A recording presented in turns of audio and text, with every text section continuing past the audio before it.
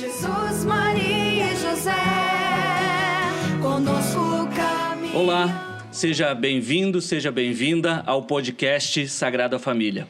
Eu sou o Gilce Lourenço, pesquisador, escritor e consultor na área do desenvolvimento humano e empresarial. E desde já quero agradecer a você que está nos assistindo, quero agradecer também ao nosso pároco, o Padre Ezequiel Perche, quero agradecer as pessoas que nos ajudam aqui para que esse podcast possa acontecer. Hoje nós estamos aqui com a Dani, que está cuidando das câmeras. Também tem a Sofia, a Renatinha, a Júlia, que de vez em quando nos ajudam. Quero agradecer a toda a comunidade que apoia esse programa, que nos assiste e que também faz disso ser um propósito muito importante para a nossa vida e para a obra de Deus.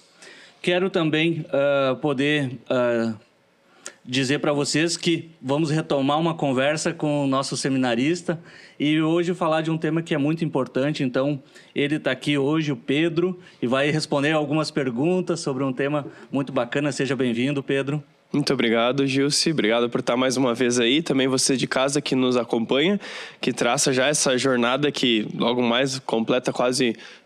Está completando o ano, assim, né? Que a gente começou. Então, obrigado por sempre estar nos acompanhando. E como a gente sempre gosta de lembrar, né? Compartilha também esse vídeo com os teus amigos, com as pessoas que tu gosta. E de forma muito especial hoje com aqueles que tu acha que precisam de uma esperança para o coração. Nós falamos sempre desde o início do programa também que nós estamos no ano do Jubileu da Esperança, que nós vamos encerrar no final do mês de dezembro. E hoje nós queremos trazer essa esperança primeiro através da doutrina, né? O que o Senhor nos fala sobre isso. Então já vai compartilhando para que a gente possa também povoar o mundo com a esperança que vem do nosso Senhor. Bacana. E esse episódio é o primeiro de 2 momentos em que nós vamos nos preparar para uma etapa muito especial agora, né? E hoje nós vamos falar especificamente dos novíssimos, e que eu considero que é uma preparação para a eternidade. É isso mesmo, Pedro?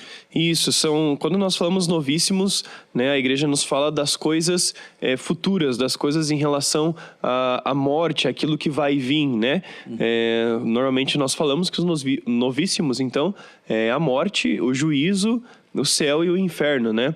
Que são as realidades futuras, assim, que nós vamos encontrar. Então, é um tema muito importante, principalmente nos dias atuais. Com certeza. Podemos começar com uma oração? Com certeza. Em nome do Pai, e do Filho, e do Espírito Santo. Amém. Amém. Senhor, nós estamos aqui hoje pedindo a Tua presença, o Teu Espírito Santo sobre a nossa vida. Nós queremos refletir sobre o nosso destino. Não sobre o nosso destino terrestre, mas sobre o nosso destino eterno. Nós queremos, Senhor, hoje entender quais são as consequências dos nossos atos, para onde nós iremos. Nós queremos, Senhor, de forma muito especial, aumentar o nosso desejo pela eternidade. Que hoje o Senhor aumente nos nossos corações o desejo pelo céu. E nós pedimos isso pela intercessão da Virgem Maria, aquela que está junto de Deus no céu, junto com os santos, junto com os anjos, e adora eternamente o nosso Senhor, que ela possa estar intercedendo por nós. Ave Maria, cheia de graça, o Senhor é convosco, bendita sois vós entre as mulheres, e bendito é o fruto do vosso ventre, Jesus.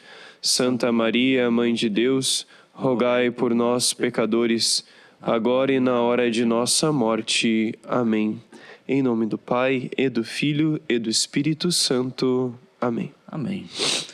E como um primeiro tópico, então, desse assunto dos novíssimos, podemos falar sobre a morte. O que é a morte, Pedro? Perfeito. Eu acho que o catecismo ele sempre nos ajuda a entender as coisas de uma maneira muito clara. E quando a gente fala em morte, a gente primeiro tem que entender o que é a vida, antes da gente entender o que é a morte, porque normalmente quando a gente fala morte é o fim da vida. Essa é a definição talvez mais comum entre as pessoas, né? Sim. Quando alguém morre, quer dizer que a sua vida terminou. Então que a gente possa só dar uma voltada e antes de falar sobre o que é a morte, entender o que é a vida. A gente já falou isso no podcast que a gente tratou da antropologia, mas só para lembrar rapidinho, o catecismo no número 362...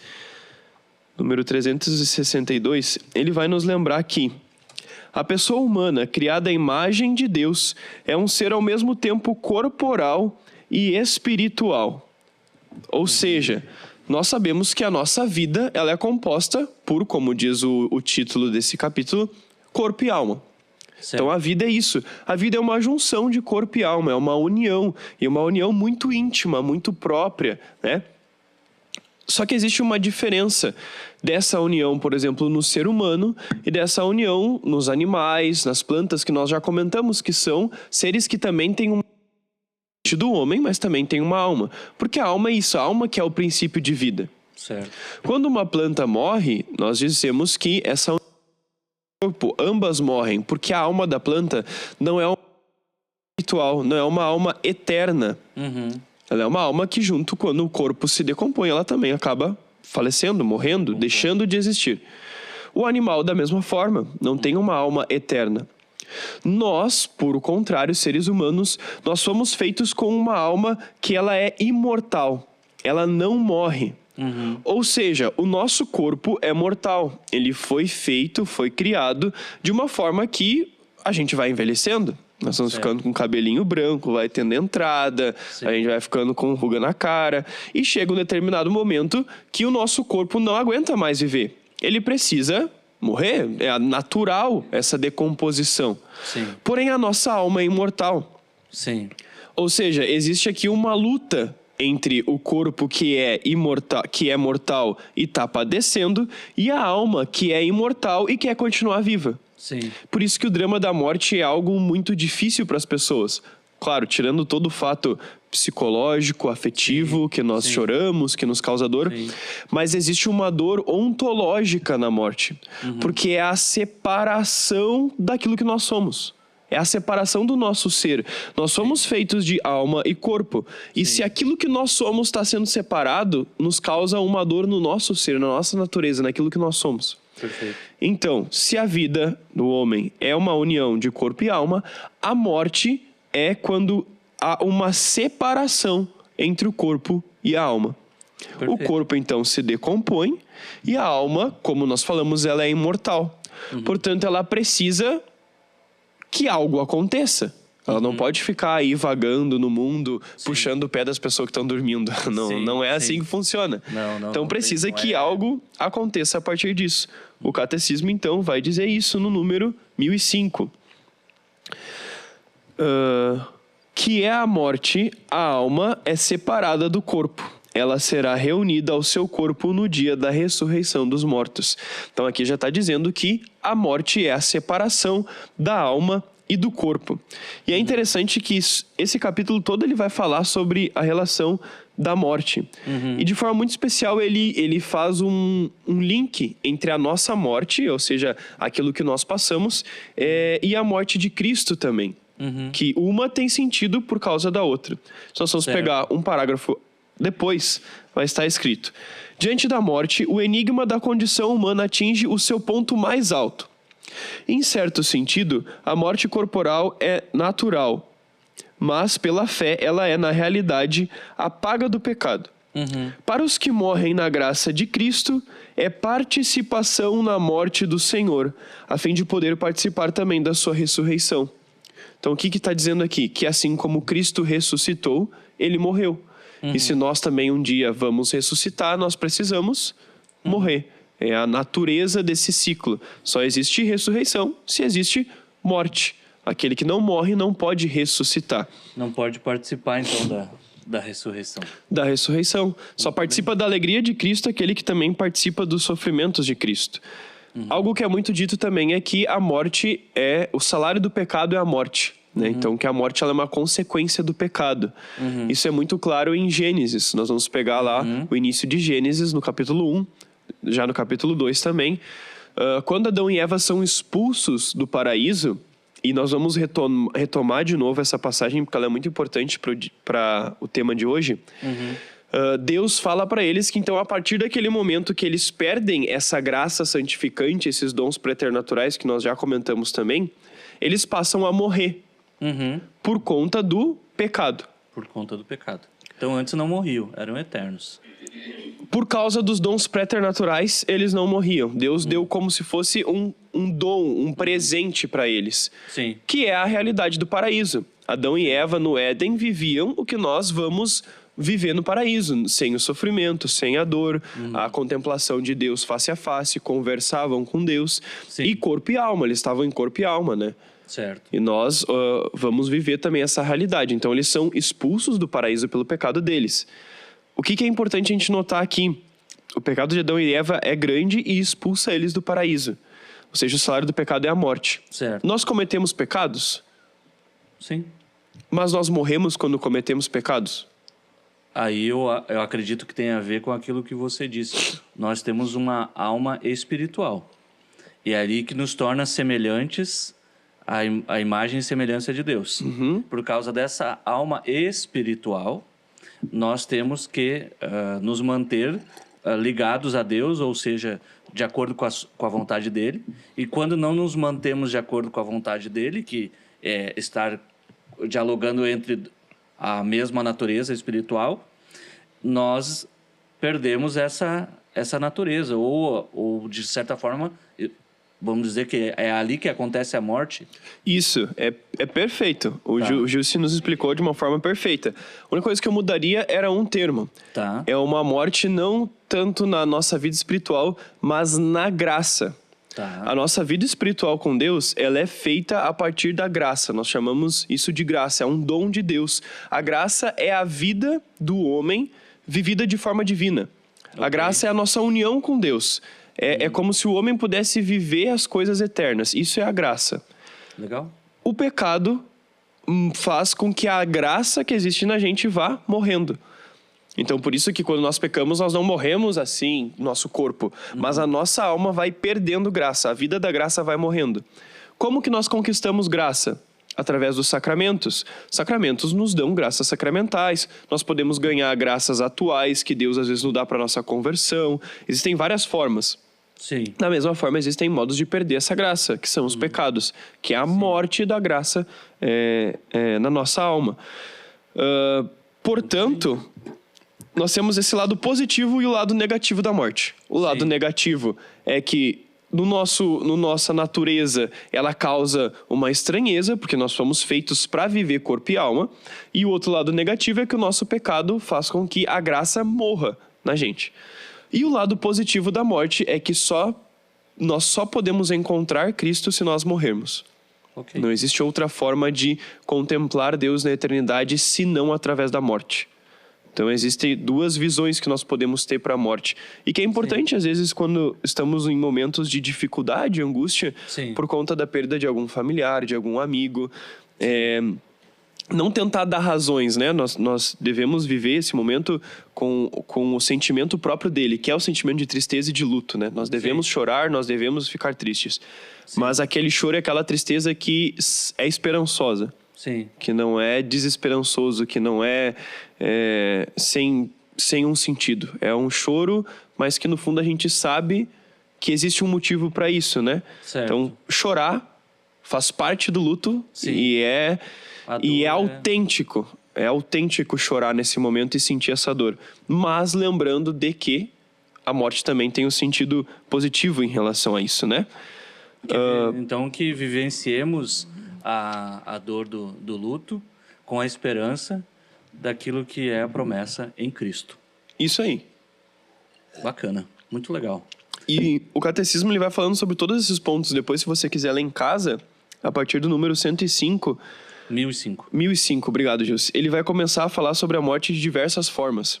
Perfeito. Inclusive aquilo que eu comentei do pecado, que embora o homem tivesse uma natureza mortal, Deus deu a ele a oportunidade de não morrer, mas com o pecado acabou perdendo isso. Então tudo isso o catecismo vai explicando, se vocês depois quiserem retomar em casa também. Bacana. Uma coisa que eu acho muito, muito forte que o catecismo fala e que eu gostaria de trazer aqui para vocês é essa questão. Ele traz uma citação de Santa Teresa. Quero ver a Deus e para vê-lo é preciso morrer. Então a única forma de ver a Deus é através da morte. O catecismo traz essa citação de Santa Teresa. Depois também, outro modo da gente enxergar a morte na nossa vida é como o fim da oportunidade de escolher o céu. No número 113 ele vai dizer isso. Sério? A morte é o fim da oportunidade de escolher o céu. A morte é o fim da peregrinação terrestre do homem, do tempo da graça e da misericórdia que Deus lhe oferece para realizar sua vida terrestre, segundo o projeto divino, e para decidir o seu destino último. Então aqui já está dizendo que a morte é o fim da tua decisão para onde tu quer ir. Porque somos nós que decidimos se nós queremos ir para o céu, inferno ou purgatório. Quando tiver terminado o único curso de nossa vida terrestre, não voltaremos mais a outras vidas terrestres. Nossa. Os homens morram uma só vez. Não existe reencarnação depois da morte. Então aqui o catecismo fala sobre 2 aspectos muito importantes também para a gente ter nesse tema. Primeiro, a primeira parte.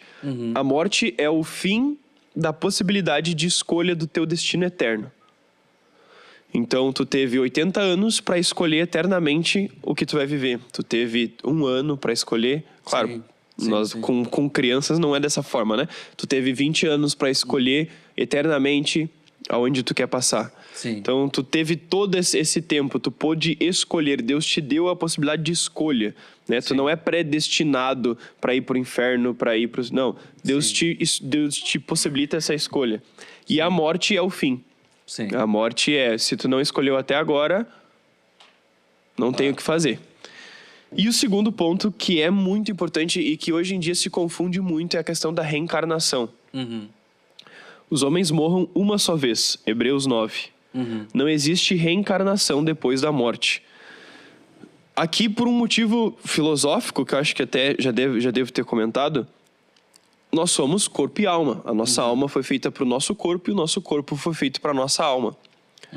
A ressurreição dos mortos, que é totalmente diferente da reencarnação, é quando o nosso corpo somente com a nossa alma. O mesmo corpo. Com a mesma alma. Com a mesma alma. Se nós fomos feitos, como eu disse no início, para vivermos em corpo e alma, nós vamos ver isso depois, o céu, nós vamos viver o gozo do céu de corpo e alma. Se existe reencarnação, isso pressupõe que a nossa alma saia do nosso corpo e ela reencarne em um outro corpo. Ou seja, aqui tem um problema de identidade. Se a alma que confere identidade a uma pessoa, existe quase como uma bipolaridade, porque é a alma de uma pessoa que está conferindo identidade a um outro corpo. E na ressurreição, ela vai se unir a qual corpo? A alma foi feita para se unir com o corpo e o corpo foi feito para se unir com uma alma. Então não existe a possibilidade de que a alma reencarne em um outro corpo. Sim. Porque depois, no futuro, isso não vai ter muitos corpos. E poucas almas. Vai ter mais corpo do que alma, resumindo. Então existe além esse... do que quebra o entendimento de identidade, né? Perfeito. Quebra totalmente daí. Porque nós somos essa combinação. De Isso aí. corpo mais alma, ou vice-versa. E isso é muito importante a gente entender, né? Porque às vezes existe uma entrada dessas ideias de reencarnação dentro da igreja e até confundem com a ressurreição, né? Sim. Mas são coisas completamente diferentes, né? Isso não é cristão, não existe nenhuma documentação, nada na Sagrada Escritura que possa dar uma certa base para a reencarnação. Sim. Diferente a ressurreição. Por fim, em relação à morte, eu gostaria de citar uma frase da Imitação de Cristo, que está no número 1014. Tu poderia ler para nós, Jussi, para mim tomar uma aguinha? Claro. Número 1014, ali através nas aspas, começa nas aspas. Nas aspas. Em todas... Vamos ver aqui. 1014. Em todas, lá embaixo. Ah, tá. Ok. Então aqui, em todas as tuas ações, em todos os teus pensamentos, deverias te comportar como se tivesses de morrer hoje. Se tua consciência tivesse tranquila, não terias muito medo da morte. Seria melhor evitar o pecado que fugir da morte. Se não estás preparado hoje, como estarás amanhã? Louvado sejais... Pode ser só até aí. Depois ele já dá uma outra citação. Depois no 91 ele cita já São Francisco de Assis. Mas é interessante notar essa importância que a imitação de Cristo dá sobre relação à morte, né? Nós não podemos ter medo da morte significa ter medo daquilo que vem depois dela. Ok. Aqueles que estão reconciliados com a morte não a temem, porque esperam o que vem depois dela. Por isso que São Francisco de Assis, que é a frase que tu leria logo depois, chama a morte de irmã. A irmã morte. Porque nós temos que estar reconciliados com a morte. Por isso que muitos santos até desejavam morrer. Porque sabiam que era o caminho certo para a vida com Cristo, para a vida com Deus. Então, aqueles que temem a morte, é óbvio, de novo, existe o fato negativo, que é a separação do corpo e a alma. Isso sempre vai nos causar uma dificuldade. Mas não é sobre isso, né? Aqueles que temem a morte por temer o destino, são normalmente, por qual motivo? Porque não estão reconciliados com a graça de Deus, porque não desejam o céu. Porque se desejássemos o céu, nós entenderíamos, por mais que com ainda uma angústia, mas entenderíamos que é o caminho certo para a vida eterna junto de Deus. Então, talvez a primeira lição do dia de hoje seja: se reconcilia com a morte. Ela é a nossa irmã, ela é o meio pelo qual nós vamos encontrar Deus. E não lutar contra ela, mas sim contra o pecado. Isso, perfeito. Essa foi uma coisa que marcou aqui para mim. E pensando então, Pedro, né, no que virá após a morte, e temos o juízo, não temos? E pelo que eu entendi, temos o juízo particular e o juízo universal. E primeiramente eu gostaria de entender sobre o juízo particular. O que é exatamente esse juízo particular? Perfeito. Quando a gente vai falar sobre juízo, às vezes as pessoas têm um pouco de medo, porque pensam um pouco o que os filmes nos apresentam, né? Os filmes, quando vão apresentar, normalmente, às vezes, é tipo Deus sentado num trono, assim, como se fosse um juiz mesmo, com um martelo e aquele negocinho, e daí o diabo de um lado e Jesus do outro, e daí tu se apresenta na frente de Deus, e daí, por isso, tu vai ser condenado, e Deus, bate o martelo, e daí tu vai pro inferno, né? Às vezes a gente tem um pouco essa visão do juízo, né? Até como um Deus tirânico, como um Deus que vai nos impor um castigo ou um prêmio por aquilo que nós fizemos. Então, o primeiro passo é: esqueçam, né? Deus não vai te impor o teu destino, Deus não vai te impor o teu futuro, não é Ele que bate o martelo. Quem bate o martelo é tu. Quem bate o martelo sou eu. Certo. Então, como o Jussi falou, existem 2 tipos de juízos, tá? O juízo particular e o juízo universal. Nós vamos primeiro falar sobre o juízo particular. Nós vamos dar uma grande atenção a isso e depois, no final, nós voltamos para o juízo universal. Sim. Catecismo no número 1021. A morte põe fim à vida do homem como tempo aberto ao acolhimento ou à recusa da graça divina. Nós vimos isso já há pouco tempo. Manifestada em Cristo. Escolha. Perfeito. O Novo Testamento fala do juízo principalmente na perspectiva do encontro final com Cristo, em sua segunda vinda. Repetidas vezes, porém, afirma também a retribuição imediata depois da morte, de cada um em função das suas obras e da sua fé. Repetidas vezes, porém, afirma também a retribuição imediata. Notem, o catecismo já dá a distinção aqui, ó. Primeiro, ele fala que existe a perspectiva do encontro final com Cristo na sua segunda vinda, e depois ele diz que também existe uma retribuição imediata. Certo. A parábola do pobre Lázaro e a parábola de Cristo na cruz com o bom ladrão, assim como outros textos do Novo Testamento, falam de um destino último da alma que pode ser diferente para uns e para outros. Cada homem recebe em sua alma imortal, lembrando, se a nossa alma é imortal, após a morte, é preciso que algo aconteça com ela. Ela continua existindo. As nossas potências de inteligência e vontade, que por mais que utilizem o nosso cérebro como instrumento, elas subsistem ainda na nossa alma. Então, nós temos uma memória, nós pensamos, nós temos compreensão das coisas. Então, existe na nossa alma ainda uma vida.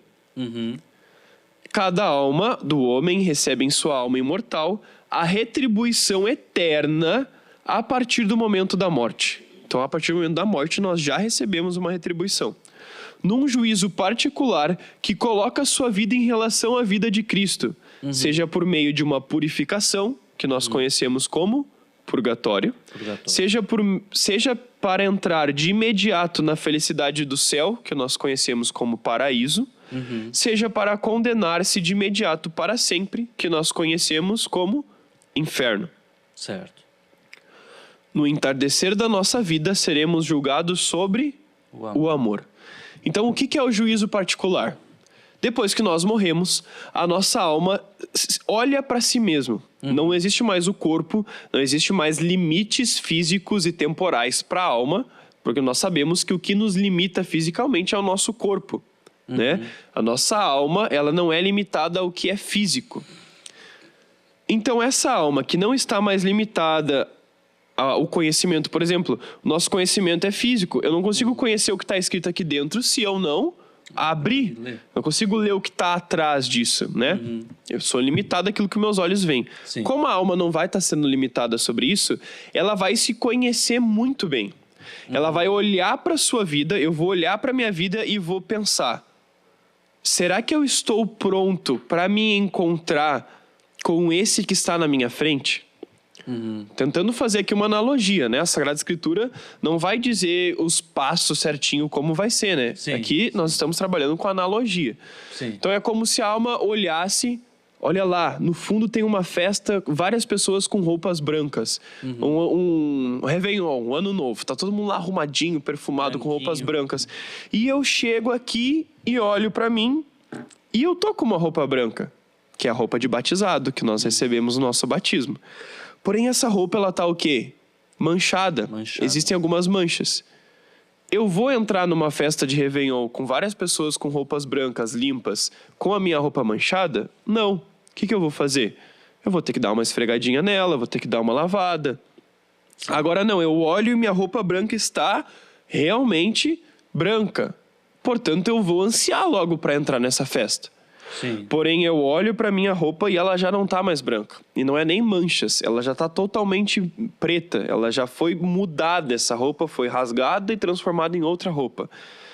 Isso quer dizer que eu nem quero estar na festa, né? Eu não posso nem me lavar porque eu não quis estar na festa. Eu não continuei com a roupa branca do meu batismo. Eu mudei de roupa durante a minha vida. Não tem nem como lavar. Não tem nem como lavar. Então, isso é o juízo particular. É quando nós olhamos para nós mesmos e percebemos: eu amei Deus na terra? Sim, e muito. Então eu vou amar Ele agora já na eternidade. Eu amei Deus na terra? Sim, mas não em todos os momentos. Então eu ainda preciso mostrar para Ele esse amor. Eu amei Deus na terra? Não. Eu dizia que amava, mas eu dedicava pouco tempo para Ele. Então eu não mereço passar a eternidade junto de Deus. Não é que nem eu não mereço. Eu não quero passar a eternidade junto de Deus. Justo. Só passa a eternidade junto de Deus aquele que passa um pedacinho da sua vida junto dele aqui na Terra. Sim. Então, isso é o juízo particular. Sim. São as opções que nós temos e que nós mesmos vamos perceber. Eu sou digno, mas preciso ainda estar mais preparado, ou eu nunca amei Deus na terra, então não faz sentido eu provar da glória do céu. E por muitas vezes não amei, e por muitas vezes busquei o lado contrário. Por escolha própria, né? Que aí tem o pecado mortal, tem o pecado que foi escolhido intencionalmente. Perfeito. Isso aí. E aí, nós, antes de entrar particularmente em cada um, inferno, no que se refere à mansão dos mortos, teria algo mais para você? Sim, perfeito. Isso é algo que eu gosto muito de falar. O catecismo vai tratar no número 632. Porque é uma coisa que muitas pessoas se confundem. É uma coisa que causa muita confusão. Pelo menos, não sei se para vocês, né? Mas eu já escutei muita confusão sobre a mansão dos mortos. Então, o que é a mansão dos mortos, tá? Que nós falamos no Creio, inclusive. Nós dizemos que Jesus desceu à mansão dos mortos. No número 632 do catecismo. As frequentes afirmações do Novo Testamento, segundo as quais Jesus ressuscitou dos mortos, pressupõem que anteriormente à ressurreição ele tenha ficado na morada dos mortos. Este é o sentido primeiro dado pela pregação apostólica, a descida de Jesus aos infernos. Jesus conheceu a morte como todos os mortos. Como todos os seres humanos. Sim. E com sua alma esteve com eles na morada dos mortos.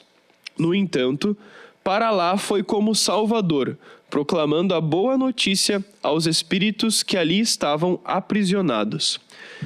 O Evangelho vai nos dizer... o Evangelho não. O Novo Testamento vai nos dizer isso na primeira carta de Pedro, no capítulo 3, no versículo 18. Vai estar comprovando isso que o Catecismo acabou de nos dizer, que Jesus Cristo desceu à mansão dos mortos. Então, primeira carta de Pedro, no capítulo 3, no versículo 18, vai nos dizer assim: de fato, também Cristo padeceu, uma vez por todas, por causa dos pecados, o justo pelo injusto, a fim de nos conduzir a Deus. Na carne sofreu a morte, mas recebeu a vida no Espírito. No Espírito, ele foi também pregar aos espíritos na prisão, aos que haviam sido desobedientes outrora, quando Deus usava de paciência com os que o dia de Noé construía a arca. Enfim, e aqui ele continua, né? Mas o importante daqui é, no Espírito ele foi também pregar aos espíritos na prisão. Sim. O que é a mansão dos mortos e que também existem outros nomes que falam da mesma coisa. Mansão dos mortos, morada dos mortos, mansão dos infernos, morada dos infernos, Sheol, Hades, infernos. Todos esses nomes estão tratando sobre a mesma coisa. São modos diferentes que a Sagrada Escritura fala palavras diferentes, mas para falar da mesma coisa. Catecismo número 633. Este é, com efeito, o estado de todos os mortos, maus ou justos, à espera do Redentor. Ou seja, no Antigo Testamento, no Novo Testamento só existe abertura do céu por causa que Jesus morreu na cruz por nós. Certo. Eu falei que nós íamos retomar de novo Adão e Eva. Deus constrói o paraíso, ele cria Adão e Eva, coloca Adão e Eva no paraíso, e no paraíso Adão e Eva então vivem como se fosse a eternidade. Adão e Eva pecam e Deus expulsa Adão e Eva do paraíso. E o Gênesis vai dizer que Deus coloca 2 anjos na porta para que ninguém mais entre. O céu está fechado. É preciso que uma pessoa abra novamente, ao mesmo tempo que seja Deus, ou seja, Jesus. Durante todo esse tempo, das fechadas das portas do céu, até a morte de Jesus na cruz, passaram muitas almas, muitas pessoas pela terra. Pessoas justas e pessoas injustas. Nós dissemos que todo homem é composto de corpo e alma. Quando essas pessoas morreram, a alma delas era necessário que estivesse em algum estado, que provasse alguma coisa. Porém, o céu não estava aberto ainda, pois só seria aberto por Jesus Cristo. Esse lugar, nós vamos agora tratar com palavras de novo, com analogia. Quando nós falamos em alma, não existe lugar, não existe matéria, não é que as pessoas conseguem se cumprimentar. Não, alma são coisas espirituais. Tá? Então nós vamos usar de palavras em analogia agora.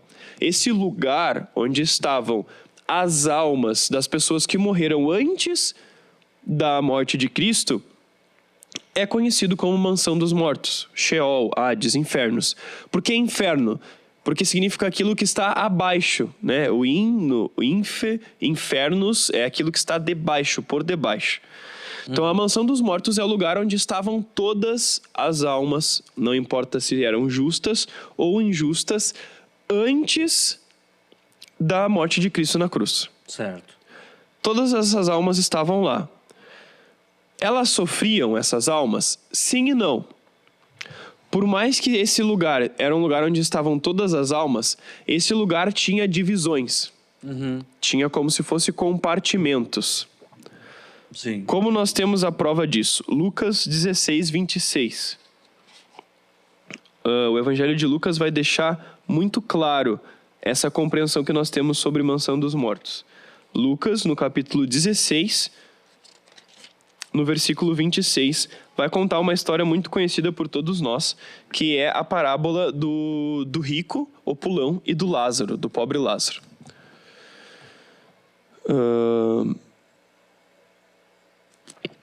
Depois, Jesus falou ainda aos seus discípulos. Percebam que é Jesus contando essa história. Sim. Um homem rico tinha um administrador que foi acusado de esbanjar seus bens. Ele chamou e disse: "Que ouço dizer a teu respeito?" Não, desculpa, eu tô lendo errado aqui. Pelo que eu me lembro dessa passagem, foi aquela em que... Aqui, ó, tá um pouquinho depois. Tá. É Lucas 16, versículo 19. Eu tava lendo o versículo 1. Tá bom. Desculpa. Havia um homem rico, Jesus dizendo, havia um homem rico que se vestia de púrpura e linho fino e dava festas esplêndidas todos os dias. Junto à sua porta ficava sentado no chão um pobre chamado Lázaro, cheio de feridas, querendo matar sua fome com o que caía da mesa do rico. E até os cães vinham lamber suas feridas. Quando o pobre morreu, os anjos o levaram para junto de Abraão. Então, quando Lázaro morreu, o pobre Lázaro, os anjos levaram ele para o seio de Abraão, que é o mesmo, que é um lugar. Seio de Abraão é um lugar. Então, gravam isso. Morreu também o rico e foi enterrado. No Hades, no meio dos tormentos, o rico levantou os olhos e viu de longe Abraão e Lázaro ao lado dele. Então, nós temos um lugar com 3 personagens. Nós temos um lugar que é a mansão dos mortos, o Hades, o Sheol, o inferno. E nesse mesmo lugar estão lá quem? O rico, Lázaro e Abraão. Lázaro olha para... o rico olha para Lázaro e para Abraão e diz: "Pai Abraão, tem pena de mim. Manda Lázaro molhar a ponta do dedo para me refrescar a língua, porque estou atormentado nessas chamas." Primeiro ponto. Abraão e Lázaro não estavam atormentados por chamas. Quem era o único que estava sofrendo ali? O rico. O rico. Eles estavam no mesmo lugar onde estavam todas as almas. Porém, existe uma diferença. O rico estava sendo atormentado pelas chamas, enquanto Lázaro e Abraão não estavam sendo atormentados pelas chamas. Vamos gravando isso, vamos construindo, sim. que depois eu vou dar as definições. Perfeitamente. Abraão, porém, respondeu: "Filho, lembra-te de que durante a vida recebeste teus bens, assim como Lázaro recebeu seus males. Agora, porém, ele encontra aqui consolo e tu é atormentado." Então, de novo, Lázaro não está sendo atormentado, Abraão não está sendo atormentado e o rico sim. Além disso, há um abismo intransponível entre nós. Entre quem? Lázaro e Abraão e o rico. Por mais que alguém desejasse, não poderia passar daqui para junto de vós e nem daí poderia atravessar para nós. Então, até aqui a gente já consegue explicar muita coisa. Perfeito. Todas as almas iam para o mesmo lugar, mansão dos mortos. Na mansão dos mortos existia uma divisão. Daquilo que a gente conhece como inferno, sabe? Satanás, os seus anjos, os demônios. Inferno era onde estava esse rico. Ele estava no inferno, sofrendo, como diz o Evangelho, e sendo queimado, sofrendo fogo de chamas. Estava sofrendo ali. E ele olhava de longe Abraão e Lázaro, que não estavam sofrendo. E pediu: me molhe um pouquinho, alivia esse meu sofrimento. Abraão disse: é impossível, porque existe um abismo intransponível entre onde tu tá e onde nós estamos. Sim. Esse abismo significa que as pessoas que vão para o inferno, junto com Satanás, não podem ser salvas. Elas tiveram o tempo na Terra. Elas tiveram um tempo na Terra para escolher a salvação. Sim. Então aqui existe esse ponto. Ali era o inferno. Abraão e Lázaro, por mais que não estavam sofrendo, eles não estavam 100% felizes, porque eles ainda esperavam o quê? O céu abrir. O céu abrir. Então, nesse momento, antes da morte e ressurreição de Cristo, existia a mansão dos mortos, onde estavam todas as almas, e lá tinha o inferno, onde as almas sofriam na presença do demônio e seus anjos, o purgatório, como sempre teve, que é essa passagem, e uma sala de espera, uma antessala do céu, onde não existia sofrimento corporal, mas existia uma certa angústia de não ainda estar na presença de Deus. Existe um exemplo que eu gosto de usar, que é o exemplo da parada de ônibus. A mansão dos mortos é como a parada de ônibus, onde estava Abraão e... Desculpa. Abraão e Lázaro. E Lázaro, obrigado. Quando tu tá numa parada de ônibus, tu tem a certeza, tu tá com uma passagem na mão, tu tem a certeza de que o ônibus vai vir. Sim. Só que ele não tá vindo. Sim. E ele começa a demorar e tu começa a ficar angustiado. Sim. E parece que ele não vai vir, mas tu tem a certeza, porque tu tem a passagem de ônibus na mão. Sim. Mas tu tem que esperar. Mas pode ser que chegue alguém do teu lado que não tem a passagem de ônibus na mão. E ela não tem certeza e ela nunca vai conseguir entrar no ônibus. Porque ela não tem a passagem. Essa era a diferença. As pessoas que estavam no inferno, elas estavam ali, mas elas não tinham a passagem de ônibus. As pessoas que estavam na mansão dos mortos estavam ali esperando, mas elas tinham a passagem de ônibus. Por isso elas não sofriam. Elas apenas estavam naquela angústia. Mas Ela espera. tá demorando pra vir esse ônibus, né? Eu vou me atrasar. A gente fica nessa angústia e bate o pé e coça e rói unha. Elas estavam assim? Estavam nessa espera. Então essa é a principal diferença. E isso é a mansão dos mortos. O lugar onde estavam todos. Eu gostaria de trazer um pequeno trecho. O catecismo vai dizer que, então, depois que Jesus morre, o corpo dele, em divindade e em humanidade, continua no sepulcro, e a alma de Jesus, em divindade e em humanidade, desce até a mansão dos mortos e lá resgata todas essas pessoas justas que ansiavam por Deus. Quem eram essas pessoas justas? As que morreram antes de Jesus. Abraão, Moisés, Davi, Jacó, João Batista, todas essas pessoas do Antigo Testamento, os profetas, os patriarcas, as mulheres santas, Ruth, Esther, Judite, todas essas pessoas santas ansiavam. E lá Cristo vai libertar elas. Existe um texto muito bonito, que também está aqui no Catecismo, que nós lemos no Sábado Santo. Um grande silêncio reina sobre a terra, no número 635. Um grande silêncio e uma grande solidão. Um grande silêncio porque o rei está dormindo, a terra estremeceu e ficou silenciosa. Porque o Deus feito homem adormeceu e acordou os que dormiam há séculos. Ele vai, antes de tudo, à procura de Adão, nosso primeiro pai, a ovelha perdida. Faz questão de visitar os que estão mergulhados nas trevas e na sombra da morte. Deus e seu filho vão ao encontro de Adão e Eva cativos, agora libertos do sofrimento. Eu sou teu Deus, que por tua causa me tornei teu filho. Acorda, tu que dormes, porque não te criei para permaneceres na mansão dos mortos. Levanta-te dentre os mortos, eu sou a vida dos mortos. Isso é um texto, uma antiga homilia do Sábado Santo, de séculos atrás, né? De muitos séculos atrás, que diz que Jesus então desce à mansão dos mortos e o primeiro que ele encontra lá é Adão, né? E assim como Adão se distanciou, agora novamente Jesus leva e abre as portas do céu novamente para essas pessoas que estavam lá, e as portas do céu são novamente abertas. Então agora são colocados novos destinos, o céu é novamente aberto. Isso é a mansão dos mortos, que hoje não existe mais a mansão dos mortos. Sim. Existe o inferno. Sim. Então aquilo que era a mansão dos mortos se tornou só inferno. Sim. Purgatório. Sim. E o céu. Muito bem. Então, aqui a gente já pode ter uma boa ideia, que a gente passou por alguns temas, né? Passamos pelo que é a morte, e o lado positivo e o negativo, que devemos lutar não contra a morte, mas sim contra o pecado, para que possamos escolher em vida aonde vamos estar depois, né, da morte. Você trouxe aqui essa questão sobre a mansão dos mortos, e o que Jesus fez, abriu as portas do céu, resgatou as almas justas e conduziu ao céu.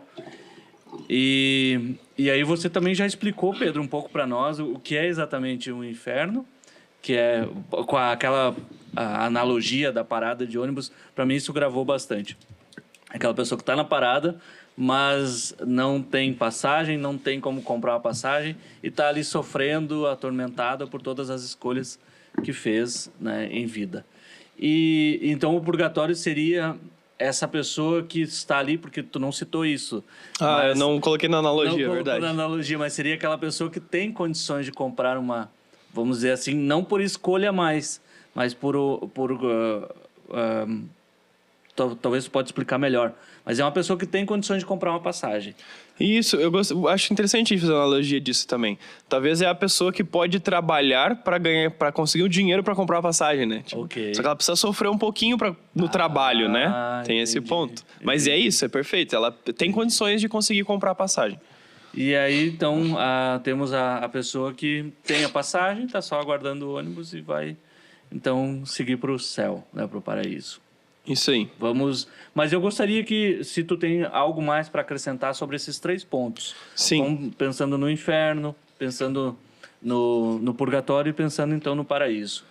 Para acrescentar, e então, depois eu quero tratar de um outro ponto antes de nós encerrar. Mas então, o que tu terias para acrescentar sobre esses 3 pontos? Perfeito. Nós vamos agora falar um pouquinho de cada um desses lugares, o que são, né? E o que nós temos que fazer ou não fazer para ir para lá, né? Ok. O catecismo, ele primeiro fala do céu, depois ele fala do purgatório e depois ele fala do inferno. Tá. Eu vou começar falando do purgatório. Tá. Número 1030. E o catecismo é muito claro. Os que morreram na graça e na amizade de Deus, mas não estão completamente purificados, embora tenham garantia da sua salvação eterna, passam após a sua morte por uma purificação, a fim de obter a santidade necessária para entrar na glória do céu. Ok. Os que morreram na graça e amizade de Deus, mas não estão completamente purificados. É importante entender isso aqui. Quando nós cometemos pecados, sejam eles mortais ou veniais, os pecados eles deixam uma pena temporal na nossa alma, tá? Se eu pegar esse teu tablet e quebrar ele, não basta eu te pedir desculpas, eu preciso te restituir. Essa é a pena temporal dos pecados. Como nossos pecados são diretamente feitos sempre contra Deus, porque nós ferimos Ele quando ferimos a nós mesmos ou aos outros, nós não conseguimos retribuir a Deus algo a Ele porque Ele já é perfeito. Então nós precisamos pagar essa pena para Deus de outras formas, tá? Então, quando nós cometemos um pecado mortal e nós nos confessamos, nós somos libertos desse pecado, mas fica a pena temporal. Assim como o exemplo do tablet. Como eu pago essa pena temporal? Aqui na Terra, jejum, penitência, oração, caridade, estudo, e ajudando as pessoas, visitando doentes, doando para instituições de caridade. Existem diversas formas que eu consigo restabelecer essa pena temporal. Porque como eu não consigo fazer nada a Deus, eu consigo oferecer aos outros que são esse rosto de Deus aqui na Terra. Através dessas coisas, oração, jejum, penitência. Então os santos faziam muito isso. Por quê? Porque eles tinham noção de que pagando aqui na Terra, eles não precisam passar por esse processo de purificação depois. Certo. As pessoas que cometeram pecados veniais ou mortais se confessaram desses pecados, mas ainda não pagaram toda essa pena temporal, ainda não compraram de novo um tablet, precisam comprar isso em algum determinado momento. E o purgatório é esse momento. Ok. O purgatório é um ato de misericórdia de Deus que conhece que nós não somos totalmente perfeitos e capazes de nos salvar por nossas próprias forças. Ok. E por isso ele nos dá a chance de uma nova oportunidade. Então, quem vai para o purgatório? As pessoas que morreram em pecado venial ou com marca do pecado, com a pena temporal. Se alguém morre em pecado mortal, não. É quem morre em pecado venial com pena desse pecado. Essas pessoas vão para o purgatório para então conseguir comprar esse tablet de volta. Tá? Perfeito. O purgatório não é eterno. Céu e inferno são eternos. Purgatório não. Ok. Nós vamos falar depois do juízo universal. Ali o purgatório deixa de existir. A função do purgatório é que a alma possa se purificar para se encontrar com Deus. Perfeito. Tá? Então ele não é eterno. E o purgatório, ele, por mais que nós temos a certeza de que nele nós vamos para o céu, ele causa um sofrimento na gente. Certo. Tá? Primeiro, um sofrimento pela purificação dos nossos pecados. A gente sofre para conseguir alvejar uma roupa. Sim. Tá? E segundo, um sofrimento porque nós sabemos, poxa, eu poderia ter me esforçado um pouquinho mais e já está na presença de Deus. Porque eu estou enxergando Deus, mas eu ainda não estou junto dele. Sim. Então tem esses dois sofrimentos. O do já e ainda não, e o do sofrimento mesmo de estar tendo que tirar essas cascas da gente. Perfeito. Base bíblica para o purgatório. 1 Coríntios 3,15. Nós vamos pegar 1 Coríntios 3,15. Nós vamos ter alguns pontos que a Sagrada Escritura nos vai falar. É óbvio que não existe a palavra purgatório na Sagrada Escritura, né? A palavra é um desenvolvimento da tradição da igreja. 1 Coríntios 3,15. Se a obra de alguém for queimada, ele será punido, mas ele mesmo será salvo, como que através do fogo. Então aqui está dizendo que existe um modo de ser salvo através do fogo, né? Essa purificação do purgatório. Sim. Depois, Mateus 12:32, tá? Mateus 12:32, que também vai tratar um pouquinho sobre essa realidade. Sim. Mateus 12, versículo 32, vai nos dizer: mesmo se alguém falar uma palavra contra o Filho do Homem, isso lhe será perdoado. Mas se falar contra o Espírito Santo, não lhe será perdoado. Nem neste mundo, nem no mundo que há de vir. Então aqui está dizendo que existe um perdão no mundo que há de vir. Existe um modo de ser perdoado no outro mundo. Sim. O purgatório. Sim. Mais uma citação, é a mais clássica de todas. Eu não vou pegar aqui, porque senão eu vou demorar muito. Mas você pode ver em casa Macabeus no capítulo 12. Vai dizer, ou seja, a tradição judaica já falava sobre isso. Sim. Macabeus no capítulo 12 vai dizer que depois que Judas Macabeu acabou perdendo muitos soldados na guerra e percebeu que esses soldados tinham alguns ídolos, ele pediu para que os outros soldados que estavam vivos rezassem por esses mortos para que pudessem ser salvos e Deus perdoasse esse pecado. Nós fazemos isso com as almas do purgatório, nós rezamos por eles, para que eles possam, né, essa pena temporal deles seja diminuída. Tá? Então isso é o purgatório. É o lugar para onde vão as almas que amaram Deus na terra, mas que ainda precisam restituir algumas pequenas coisas. Perfeito. Isso é o purgatório. E o inferno? Se nós pensarmos um pouco, como tu disse, já é um lugar onde não tem mais possibilidade. E quem é que vai para lá? Quem é que vai para esse sofrimento eterno? O catecismo, de novo, é muito claro. No número 1033, mais no finalzinho, ele vai dizer: morrer em pecado mortal, sem ter se arrependido dele e sem acolher o amor misericordioso de Deus, significa ficar separado do Todo-Poderoso para sempre, por nossa própria opção livre. A esse estado de autoexclusão, olha como o catecismo é forte, não é uma justiça de Deus, é autoexclusão definitiva da comunhão com Deus e com os bem-aventurados, se designa com a palavra inferno. A pessoa, então, que ou nunca amou Deus na terra, nunca estava nem aí, portanto não faz sentido ir para o céu, ou a pessoa que morre em estado de pecado mortal, sem esse desejo de confessar, sem esse desejo de realmente amar a Deus. Essa pessoa que não está muito aí, ou que então não enxerga a confissão, às vezes como um meio de santificação. Essa pessoa que às vezes, né, cria uma fé a partir das suas próprias concepções, enfim. Essa pessoa que não está totalmente unida ao plano de Deus, o catecismo deixa bem claro, morrer em pecado mortal, né? Então ela vai para o inferno. Porque se lembra que o salário do pecado é a morte. E o que o pecado mortal faz com a nossa alma? Ele deixa ela morta para a vida da graça. O pecado venial não mata a nossa alma para a vida da graça. Ele diminui a vida da graça. O pecado mortal mata. Sim. E a confissão restitui a vida da graça. Sim. Então, por isso que é importante nós nos confessarmos. Sim. O inferno é isso. E é interessante nós lembrarmos um lugar de separação total de Deus, que é o maior sofrimento que nós podemos ter. E é um lugar de sofrimento que nós vamos ver também depois no juízo universal, que todos os corpos vão ressuscitar. Portanto, o inferno vai ter sofrimento corporal e espiritual. Poxa, Assim como no céu também. forte isso. Então isso é o inferno. Lugar daquelas almas que não escolheram a Deus, não amaram a Deus sobre todas as coisas. E por isso não é um castigo, né? Entendam, meus queridos, eu reforço isso, não é um castigo de Deus. Se tu nunca amou a Deus na terra, por que tu vai passar a eternidade amando Deus no céu?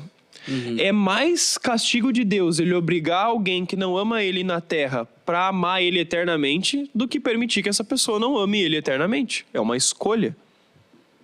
Forte isso também, né? E muito esclarecedor também.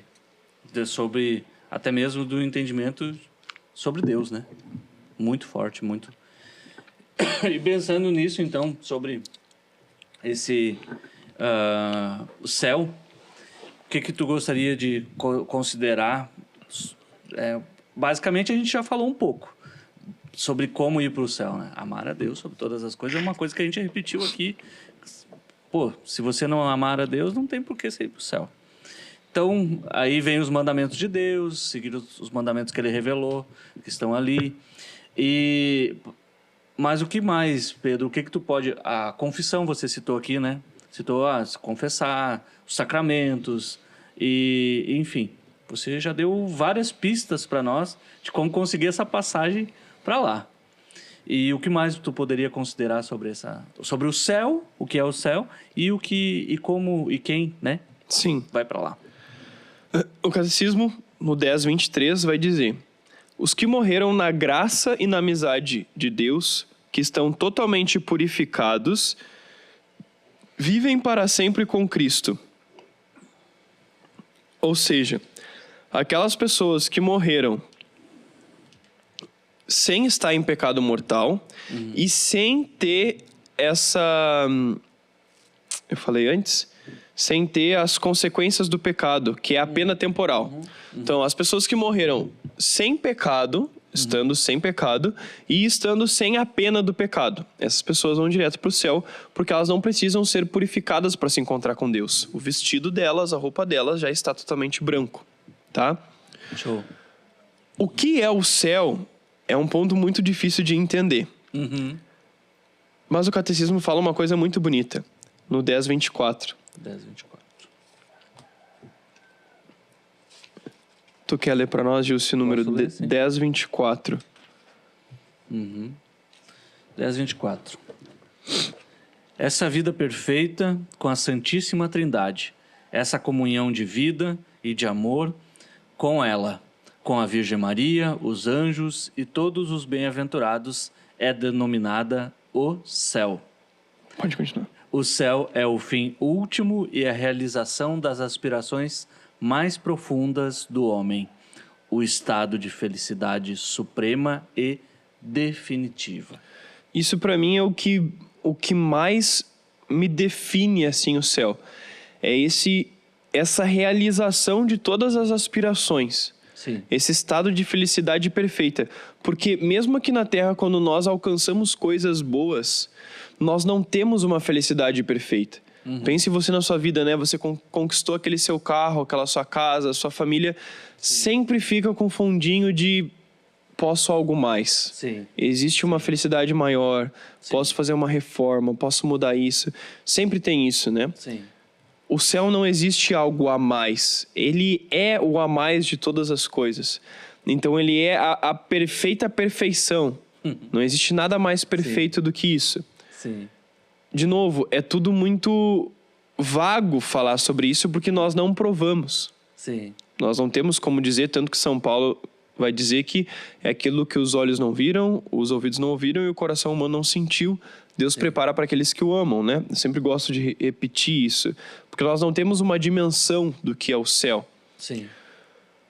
Porém, uma coisa que nós sabemos é que o céu é a realização de todas as nossas aspirações. Mas aqui existe um ponto muito importante. Tu conhece a pintura da Capela Sistina? Aquela que tem Deus a 5 dedos e homem... Como conheço de ver na internet, assim, né? Imagens, existem livros. várias pinturas na Capela Sistina. Essa é uma delas, mas existem várias outras.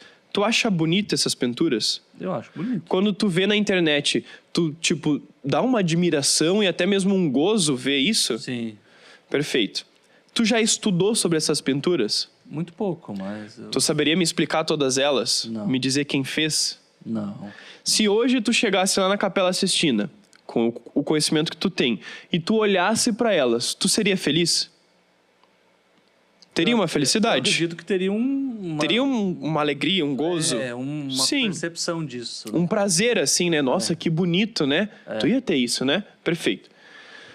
Agora, pensa num artista que mora aqui no Brasil e que passou anos da vida dele estudando sobre a Capela Sistina. Sim. Lendo livros, conversando com pessoas. A vida dele era falar daquelas pinturas. A conversa dele com as pessoas era isso. Ele ia dormir pensando nisso, ele acordava pensando nisso. Sim. Ele conhece cada detalhe, ele sabe quem pintou, ele sabe quem reformou, ele sabe qual Papa pediu, ele sabe tudo. Uhum. E agora vocês dois compram uma passagem e vão para a Capela Sistina.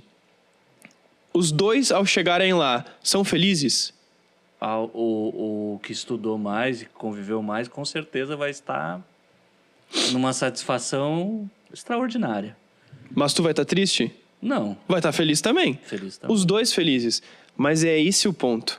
Existe um grau de felicidade entre as pessoas que vão para o céu. Sim, Não é que todo mundo vai provar o céu da mesma forma. Não é que a alegria e o gozo do céu vai ser igual para todos. Não. Sim.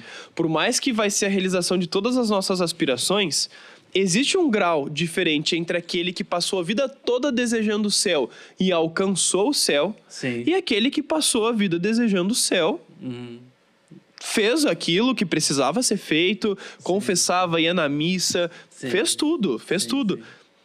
Mas existe uma diferença. Perfeito. E Legal. isso a gente tem que ter presente na nossa mente, porque senão a gente se contenta com o purgatório, ou senão a gente se contenta com o pouco. Sim. A gente pode ser muito feliz no céu.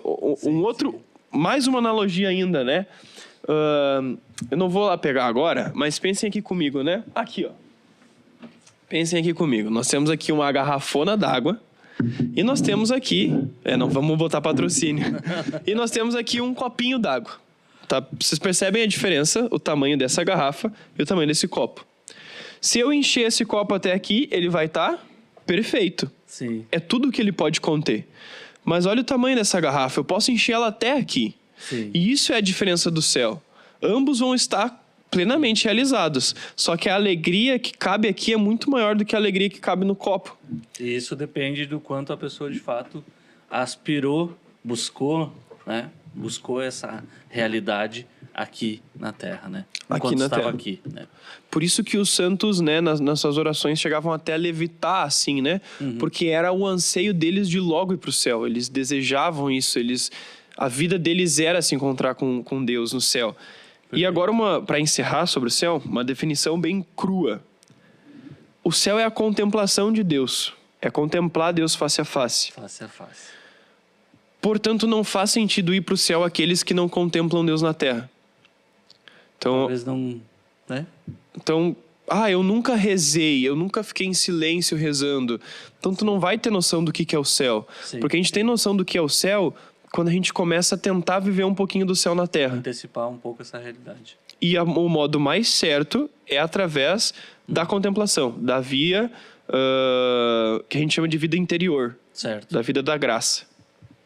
Muito bem, muito bacana. Passamos aí vários pontos, né? Morte, inferno, purgatório, céu, o que é, como ir para lá. Enfim, pessoal, estudem. Qualquer coisa, voltem, né? O vídeo, repassem, porque tem bastante coisa legal. E antes de nós encerrar, eu quero falar um pouquinho sobre um ponto, que é o juízo universal. É um acontecimento futuro, né, Pedro? Para todos. Perfeito. Como é que é esse juízo universal?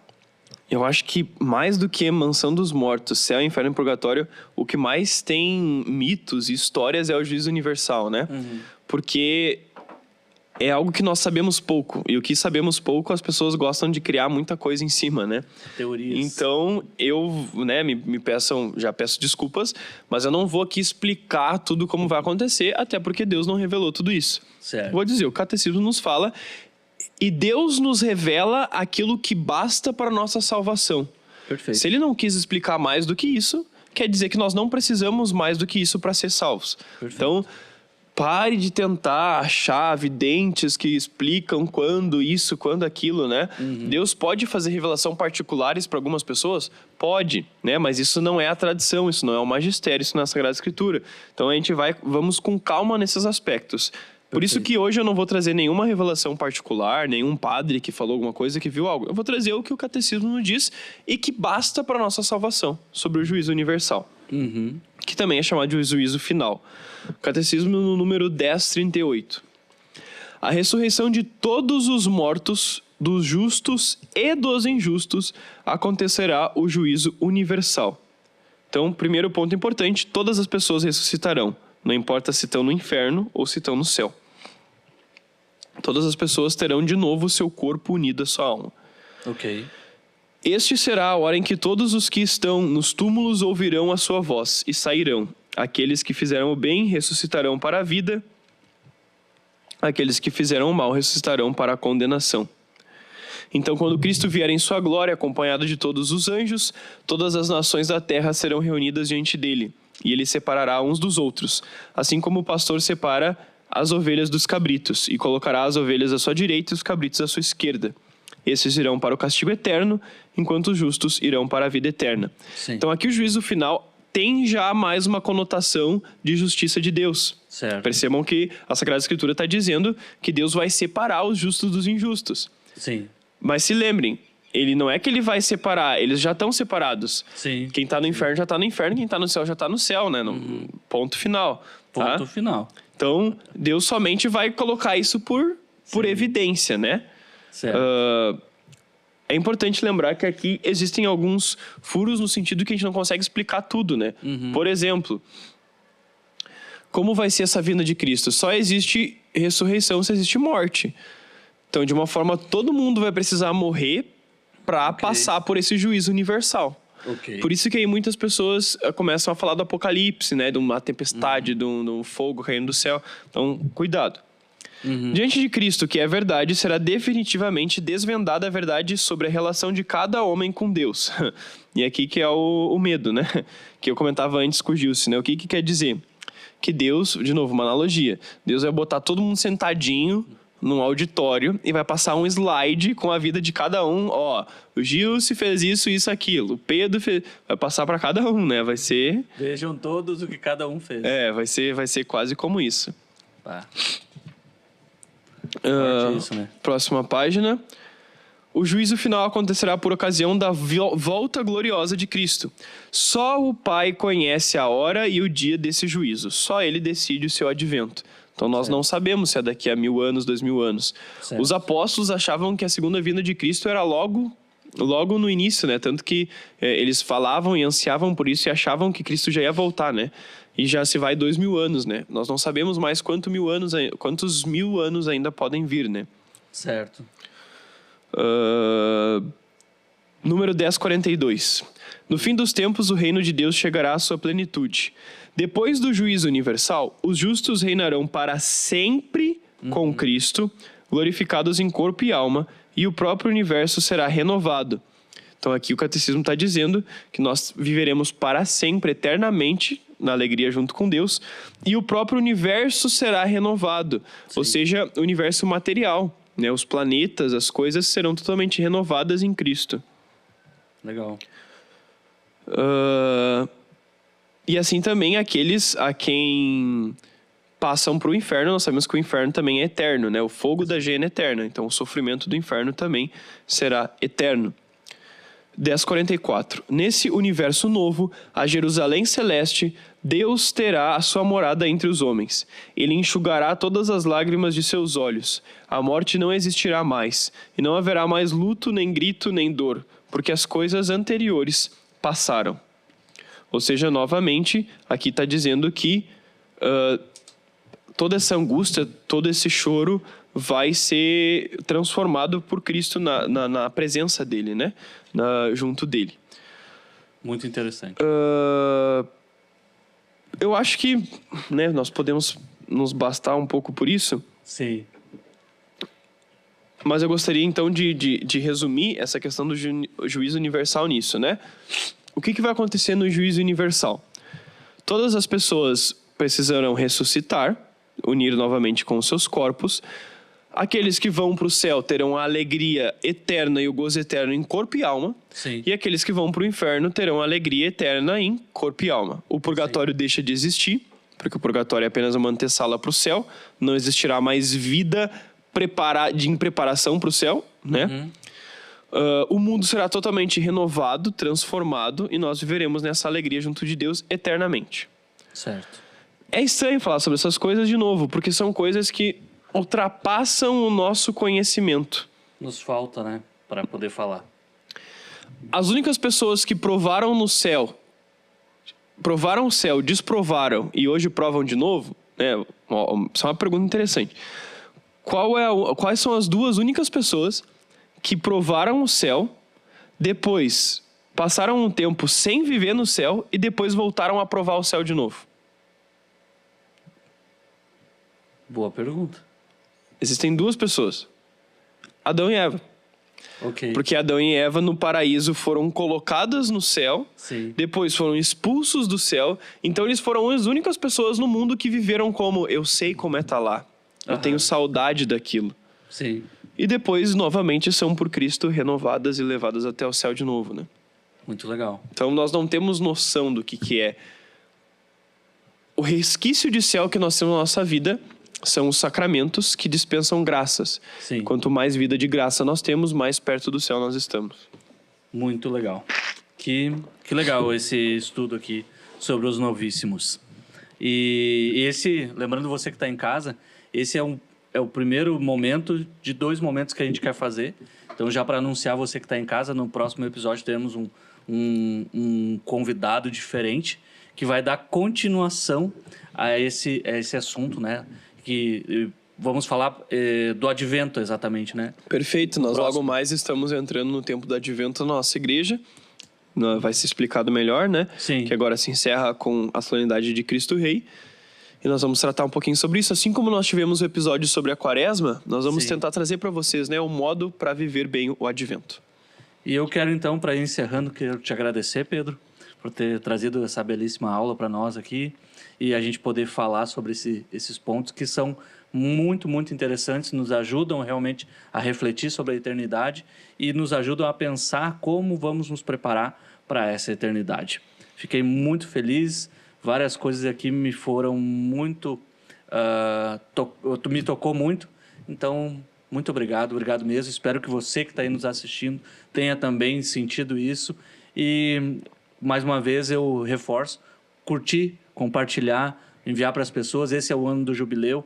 E esse assunto nos ajuda, de fato, a renovar nossa esperança, a trazer para nós, o nosso dia a dia, o entendimento da possibilidade de uma vida cada vez melhor na graça de Deus.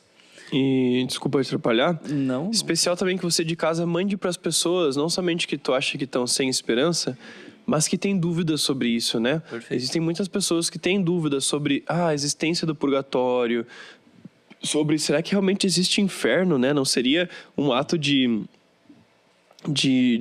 um Deus tirano criar o inferno, né? Sim. Então mande para essas pessoas para que possam... Claro, hoje, não só porque a gente não tem tempo para isso, mas também porque eu também não conheço tudo, ainda estou estudando, sim. mas acho que hoje a gente já conseguiu pelo menos colocar algumas bases sobre isso, né? Então manda para as pessoas que ainda não têm uma noção muito bem esclarecida sobre isso, que você conhece... Às vezes até como um ato de caridade para elas, né? Faça esse propósito. Eu vou mandar para as pessoas como um ato de caridade para que elas percebam, porque eu quero a salvação delas. Eu quero, né, que Deus possa entrar no coração delas. E também desculpa que eu tô meio reniteado, às vezes eu dei umas fungadas assim, mas vocês aguentam aí. Isso aí. Também quero agradecer mais uma vez a Dani, que está aqui hoje nos assistindo, nos ajudando, né, com a parte das câmeras. Agradecer as demais pessoas que de vez em quando nos ajudam, a Júlia, Sofia, Renatinha, para que esse e os outros episódios possam acontecer. Peço a você que está em casa também que ore por esse programa, ore pelas obras que são feitas também para ajudar na evangelização. Eu vejo que, né, mais pessoas também se dedicam. Agradeço a toda a nossa comunidade que está sempre envolvida e nos assistindo e também compartilhando, porque esse programa foi feito inspirado em, de fato, ajudar também e retribuir a comunidade naquilo que que é a vontade de Deus. Pedimos, então, a você que fique atento no Instagram da paróquia. Agora vai ter alguns acontecimentos de final de ano. Então, a agenda da paróquia, ela está sempre publicada lá no Instagram Paróquia Sagrada Família, Três Coroas. Você vai saber os horários das missas, dos eventos, para poder participar e fazer esse final de ano junto com a comunidade. Algum outro aviso? Também agradecer o Padre Ezequiel mais uma vez, né? Padre Ezequiel, pároco e também diretor espiritual desse programa. E dizer obrigado, Padre, obrigado pela sua dedicação. Tem sido muito gratificante poder ter o senhor com a gente. Mais algum aviso, Pedro? Eu acho que seria isso. Então, curta, compartilhe, mande para as pessoas. Se prepare para o próximo episódio que daremos continuação a esse assunto. Obrigado, pessoal. Obrigado, Pedro. Nos vemos no próximo episódio. Até mais. Deus abençoe. Deus abençoe.